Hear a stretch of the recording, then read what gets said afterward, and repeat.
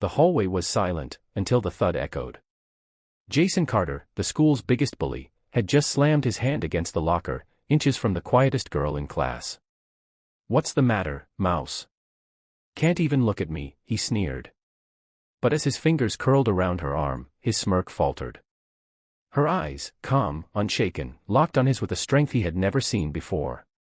10 seconds later, Jason would be on the floor, clutching his side, staring up at the shy girl he thought was easy prey. And what happened after that would change both their lives forever. Lena Avery had mastered the art of being invisible. She wasn't just the quiet kid, she was the kind who slipped into her seat without a sound, ate lunch alone under the big oak tree, and kept her eyes down in crowded hallways. Her clothes were plain, her voice soft, and her step small. But what nobody knew was that Lena had learned to be invisible on purpose. Life at home was quiet, too, but not the good kind. Her father had been in the military for 20 years before he passed away suddenly when she was 12. Her mother, a nurse, worked double shifts just to keep the bills paid, and Lena learned to do everything for herself, cooking, cleaning, even fixing leaky pipes. The world didn't owe her kindness, so she didn't expect any. School wasn't cruel to her every day, but it wasn't kind either. Whispers followed her in the hallways. Sometimes she'd find her locker scribbled on, or her books accidentally knocked to the ground. She never reacted. She thought if she stayed small enough, quiet enough, they'd forget she was there. Jason Carter made sure they didn't. Jason wasn't just the captain of the basketball team, he was the kind of boy everyone either feared or followed. His words could destroy someone's reputation in a single lunch period, and his size made sure no one stood up to him. That morning, Lena had been walking toward her locker when she felt the shadow fall over her. "Morning, mouse," Jason drawled. "You never say hi to me. That's rude." She didn't look at him. She just turned her combination lock. Jason's hand slammed into the metal beside her head. The sound made her flinch, but she didn't turn away. His friends chuckled from a few feet back. "What's the matter? Cat got your tongue? Or are you just..." His sentence cut off when he grabbed her arm. And that's when everything changed. In less than a heartbeat, Lena's hand shot up, grabbing his wrist in a way that looked almost effortless. She twisted, not hard, just enough for his balance to vanish. He stumbled forward, and before anyone could process what was happening, Lena had stepped aside, guiding his weight to the ground.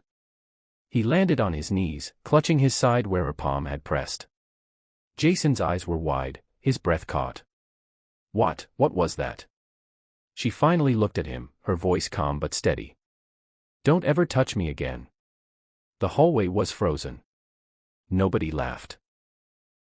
And Jason Carter, who had made hundreds of kids flinch, just sat there, speechless. The story spread like wildfire.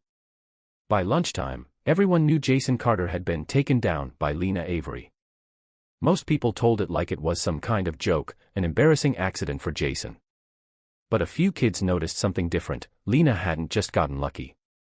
She'd moved like she knew exactly what she was doing. Jason couldn't let it go. He found her sitting alone under the oak tree after school, her sketchbook open. He walked up slowly, not with the swagger he usually carried, but with the caution of someone approaching a wild animal. "What was that, back there?" he asked. She didn't look up. "Aikido," she said quietly. "My dad taught me." Jason frowned. "Your dad? I thought He's gone," she cut in, her voice sharper than before. "But he made me promise I'd never let anyone make me feel small. Aikido isn't about fighting. It's about not letting people hurt you." Jason shifted awkwardly. For the first time, he looked unsure. "I guess I deserved it." Lena closed her sketchbook. "You think," she said, her tone somewhere between sarcasm and sadness. "You make people feel powerless every day. Why?" Jason's jaw clenched.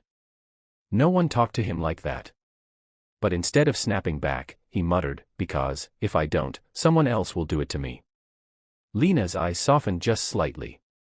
She knew that feeling, being on the defensive before anyone could get to you. It was survival. From that day forward, things shifted. Jason didn't suddenly turn into a saint, but he stopped bothering Lena. And when he saw other kids picking on someone smaller, he didn't join in, sometimes he even told them to back off. Months later, at the school's charity self-defense event, Lena stood in front of a small group, demonstrating techniques her father had taught her. Jason sat in the back, watching quietly. When the event ended, he approached her with a hesitant smile. "You were right," he said. "About making people feel powerless. I'm trying to stop." Lena nodded. "Good. Because people remember how you make them feel. And you can choose what they remember." Jason walked away that day, still not perfect, still learning, but he never laid hands on anyone in anger again.